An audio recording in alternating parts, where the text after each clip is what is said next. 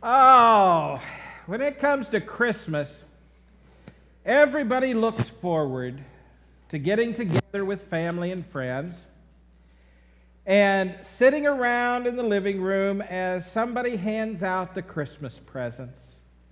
And as we look at those pretty paper-wrapped gifts with the beautiful ribbons and bows, we tear into them, just anticipating what's inside. And as our series is talking about socks and underwear, where it's the gift that we all need, but it's not always the first thing on our list of what we want. But Christmas is all about socks and underwear. It's about God giving us what we need, not necessarily what we want. It's not about the wrapping paper that the gift comes in. It's about what's in the package and how it affects our lives and makes our lives better and can make the lives of those around us better as well.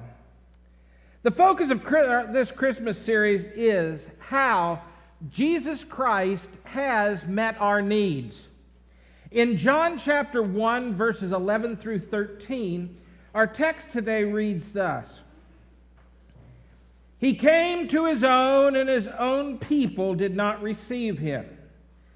But to all who did receive him, who believed in his name, he gave the right to become children of God, who were born not of blood, nor of the will of the flesh, nor to the will of man, but of God. Today's message, I want to focus on this part of the scripture that says, but in all who did receive him, he gave the right to become children of God. When you were a kid, were you happy with your family? Did you want to be a part of those crazy people's lives? Or did you go to your friend's house and look around and say, man, I wish I was a member of this family? Anybody ever feel that way? Or did anybody ever come to your house and say, man, I wish I was a part of your family? It seems like you're one or the other. Hardly anybody's not. Either you are just so unhappy in your family that you want to be a part of somebody else's family, or other people just come to your family and just want to be a part of you and what you've got and what your parents and your family has to offer. When it comes to our relationship with God, we should want to be a part of his family. It's an exciting family. It's a fun family. We can be the greatest family in the world, but yet we can also be the craziest people in the world.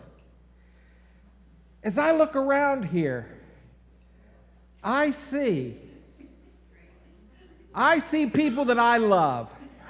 I see people that I care about. I put on my Facebook page something I found this week. It says, I'm a squirrel because I attract all the nuts. When it comes to being a part of a family, you want to be a part of a family that you feel loved in, don't you? You want to be a part of a family that has a parent or parents that love you and care about you and offer you things and helps you in your times of need. That's what Christmas offers you. Because you see, it tells us in that passage, but to all who did receive him, and that him is Jesus, he gave the right to become children of God. What better family to be a part of? What better dad to have than God? Jesus Christ is a gift. And as with all gifts, it is important that we receive the gift. Now, if I called you up and I said, Emery, Now, if you're not Emery and I call you Emery, then there's a problem.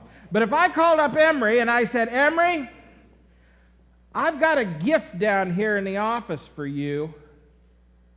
It's all yours. Just stop by and get it. Now, if Emery doesn't bother to stop by, is he going to get that gift? If he doesn't take the time to come and receive it, it is not going to benefit him at all. And see, that's the way it is with the gift of Jesus Christ. God offers the gift to us of Christ, but we have to be willing to come and accept the gift on His terms. So the question today is, are you going to receive the gift or not? Are you going to receive the gift? Today we're going to look at receiving this gift and receiving any gift and how we should receive the gift of Jesus Christ. And the first way we should receive a gift is that we need to receive the gift with gratitude. Gratitude. You know what gratitude is, don't you? It means to appreciate. It means to be thankful for what you get. But sometimes when we're given a gift, we don't always appreciate it as well as we should. It's kind of like the lady that owned a farm, and her friend came from the city to visit at Christmas time, and they're there on the farm, and they're just having a wonderful time, and they're out in the yard, and all of a sudden, the lady looks over and she sees this pig, and the pig has a wooden leg. And she says, Betty, why does that pig have a wooden leg? She said, oh, that pig is the most wonderful pig in the world. Whenever our house was on fire, that pig just oinked up a storm and woke up everybody, and we were able to get out of the house and be saved. I said, well, that's wonderful, Betty, but why does it have a wooden leg? Did it get hurt in the fire? No, but that's a wonderful pig. One day my daughter was down in the pond swimming, and she started to drown, and that pig just started oink, oink, oink, oink, oink, and until somebody came and was able to pull my daughter out of the water and saved her life. That's a wonderful pig. We're so grateful for her. I said, yeah, but why does she have the wooden leg? She said, oh, you don't want to eat a pig like that all at once.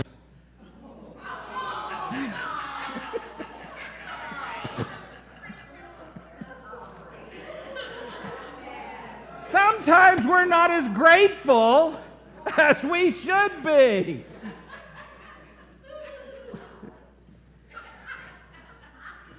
Did you like that, Donna? No! When we get a gift, we need to receive it with gratitude. And one reason we need to do it with gratitude is because, first of all, you didn't have to pay for it. Just like that pig. That pig paid for that gift of saving those people. Jesus paid the price. That gift cost Jesus. It cost His Father. It cost Him His home in heaven. It cost Him the power that He had there, the preeminence that He had there. It cost Him the luxuries that He enjoyed in heaven. It cost Him His wealth. It cost Him His comfort. It cost Him His life. The gift that God gave us with Jesus Christ is something that we can never pay back. And when we're given a gift like that, we need to be grateful. There's an awkwardness, though, that accompanies receiving a gift that we know we can never pay back. Receiving a gift that is unexpected. Receiving a gift that we need, but don't want to feel beholden to someone else. A year ago last summer, my cousin Donna came to visit from California.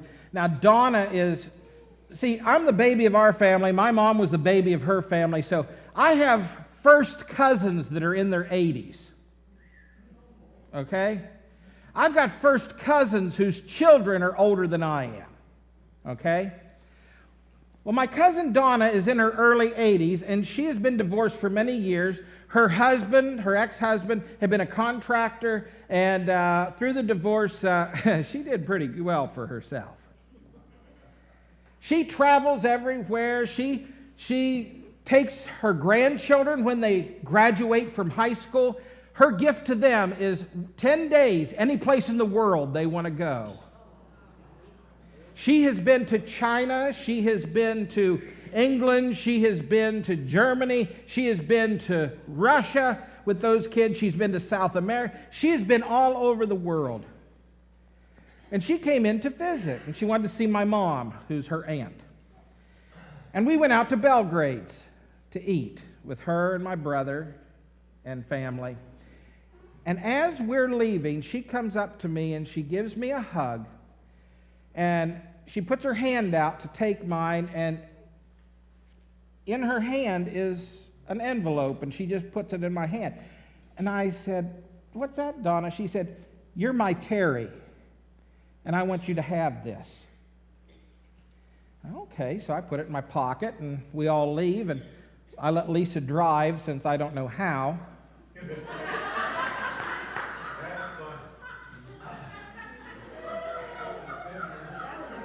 And I'm sitting there, and I open up the envelope, and I'm like, Lisa said, "What'd you get?" I pulled out some bills, and $100, $200, $1,500 she gave me. And it was a miracle because we had just put into two of our vehicles over $1,200. And I paid that, and I didn't know how the mortgage and how some of the other things were going to get paid. And all of a sudden, boom, this gift is there. And after seeing it, I felt so awkward because that's a lot of money.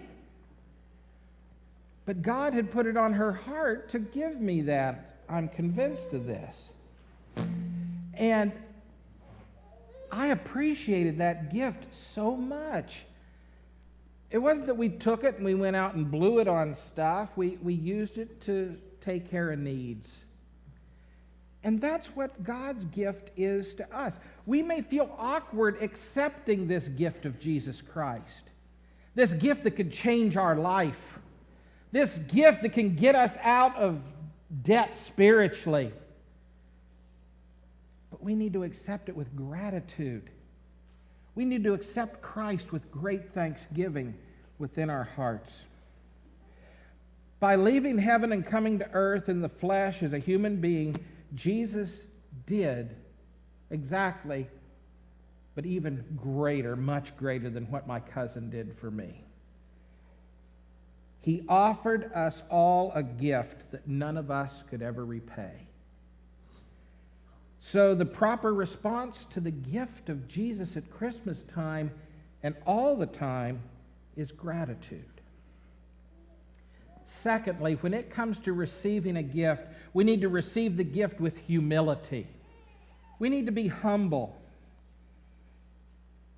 Sometimes when we receive gifts, we're not as humble as we should be. We're like the pastor that was finally given an opportunity to speak at a large conference. And when he was done, they came up to him and they gave him a check. And he looked at it, and it was quite a bit of money. And he said, "Oh, no."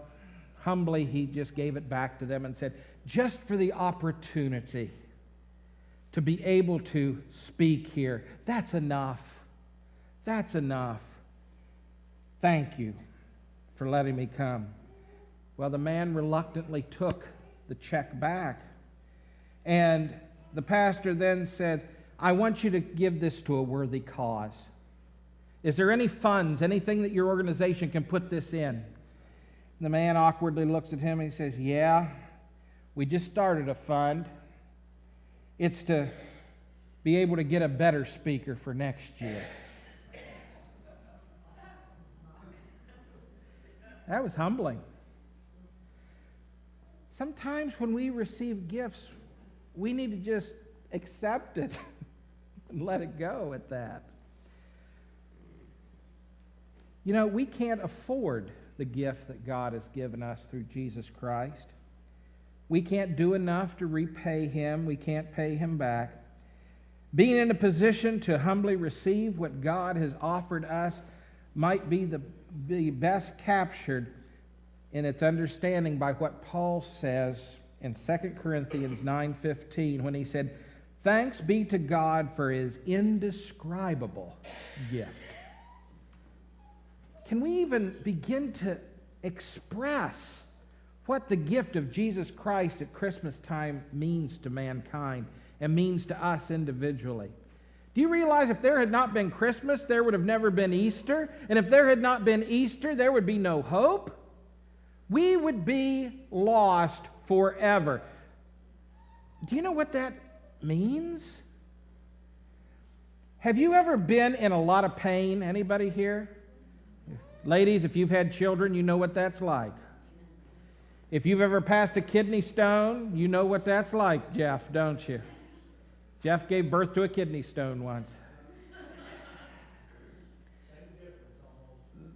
The pain that we experience in life, can you imagine that going on for all eternity?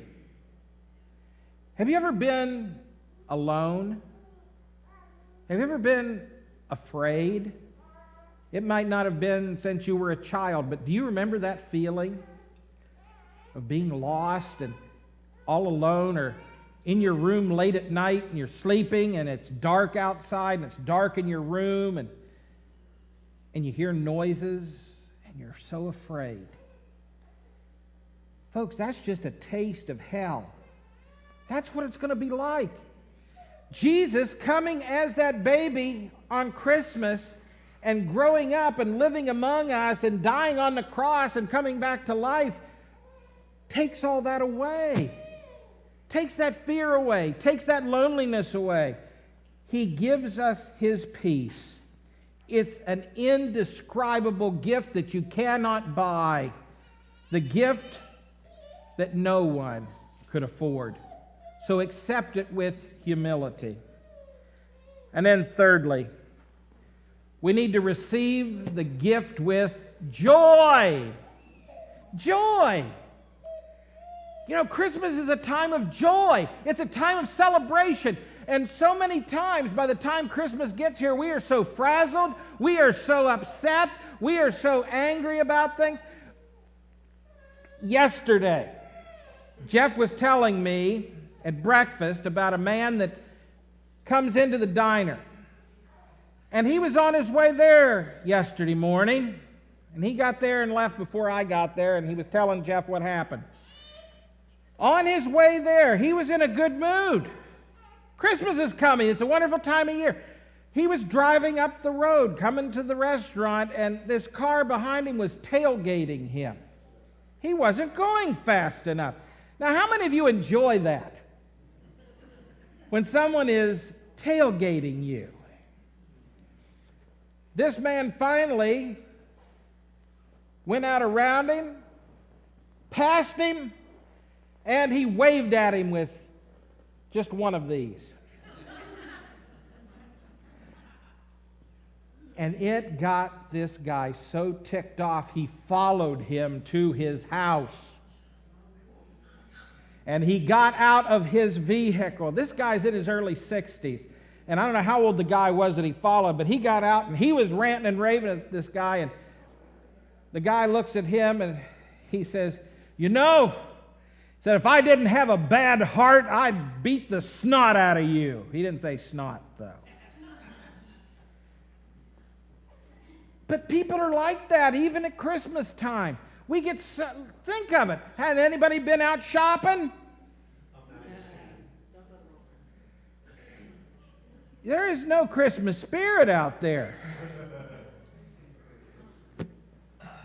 We've lost the meaning of it. We've lost the joy that comes with it. When we receive the gift of Jesus at Christmas time, when we usher in this time of year, it should be done with joy. We sing, joy to the world, the Lord is come. But do we live it? Do we live it? We should receive the gift of Jesus Christ with joy at Christmas time because, folks, we don't deserve it. We don't deserve it. It's like with the gift I got from my cousin. I didn't do anything to deserve that except be her relative. That's all. We have been given the gift of salvation through Jesus Christ because we have accepted Him and we're a part of His family. And He loves us and He cares about us. We need to accept that gift with joy and not have this attitude of complaining about things or not being satisfied just because we didn't get what we wanted the way we wanted it. There's a region in Mexico where people go to, there's a hot spring and a cold spring right beside each other, believe it or not. And women out there in that area go there and they use it to wash their clothes and to get water to take home for the cold water for drinking and for cooking. And a tourist asked the guide when they were there, they said, they must think that Mother Nature is generous to freely supply such ample, clean, hot, and cold water. And the guide replied, no, senor. There is much grumbling because she did not supply soap to go with it. How often do we receive gifts from God, blessings from God, but we didn't get all that we wanted? How many of you woke up this morning? I know there's a few of you that still aren't awake. How many of you had a place to sleep last night that was somewhat comfortable? How many of you were able to get here either by driving or riding with someone else? How many of you had some coffee or donuts or toast or breakfast this morning? Or if not, how many of you are going to have lunch? We have been given so much. Those are things we take for granted that 90% of the world struggle for, if they even get those things. But yet, we'll sit and complain because our car's 5 years old. I watch this show on TV. You've probably seen it too. House Hunters. There are women on that show, I wish I could just smack them. I'm sorry, I do it in Jesus' name. But they go into these houses, and these are like 23, 24, 25-year-old women, and they go in and go, oh, we'll have to remodel this kitchen. It's 5 years old. It's out of date. It doesn't have granite countertops. You know, the only granite I'm going to have in my life is my tombstone, and it probably won't even be granite.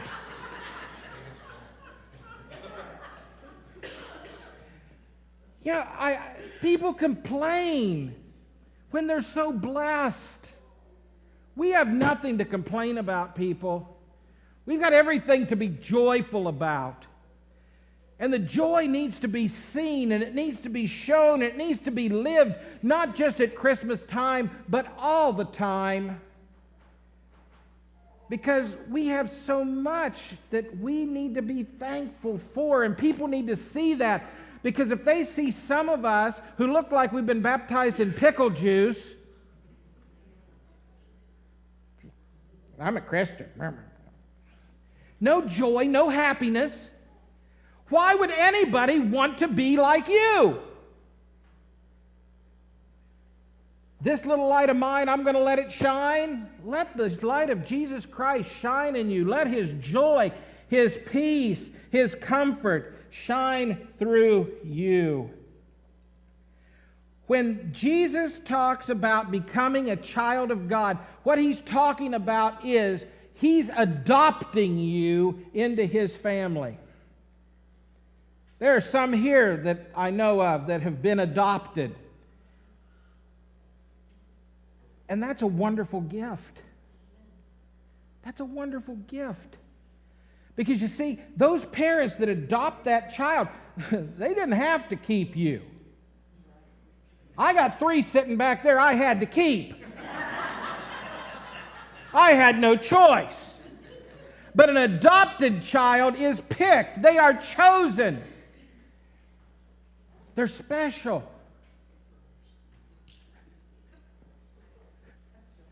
You're very special, Jennifer. But we're all special to Jesus. We're all special to the Heavenly Father. He chose us. He picked you to be His kid, to be a part of His family. Isn't that an honor? Isn't that wonderful to know that He loved you that much, that He wants you to be a part of His family? This imagery of adoption is captured here. God chooses us like parents who adopt to choose or call a child their own. That is why we receive the gift that God has given us in Jesus Christ with such joy. He chose us even though we don't deserve to be called His kid. As we close out today, maybe you're here today and you've never received the gift. Well, wouldn't this be a great time to receive the gift of Jesus Christ? You're still living a life of uncertainty, a life of fear, a life of shame. But the gift that God offers us through Jesus Christ can take all those things away and replace them with joy and peace and comfort. The gift that Christ offers is to become His adopted child today. There's nothing that any of us can do to earn that gift. He has chosen us to become His children. And not only has He chosen us to become a part of His family, but He has also offered to pay off all of our spiritual debts. Wouldn't you love to have somebody that would say, I'm going to take care of all your financial problems. I'm going to pay off all your credit cards. I'm paying off your house. I'm paying off your medical bills. I'm paying off your car. I'm paying off everything. By the way, that would be a nice Christmas present for a preacher.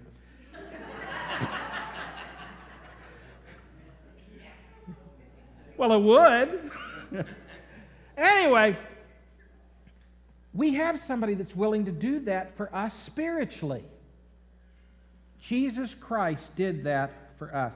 Can you imagine what would happen if you were going through financial bankruptcy and you went down to the bank and you go to the president of the bank and you tell them, I got a deal for you.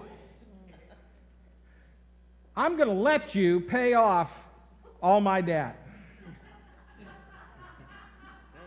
I'm going to let you pay off my car, my house, my loans, my student loans, my medical bill. I'm going to let you do that. They're all yours. Oh, and by the way, I'm going to let you adopt me. I'm going to let you call me son, and I'll call you mom. I'm going to let you do that. Well, do you think that bank president's going to go for that deal? No. But that's what God's done for us.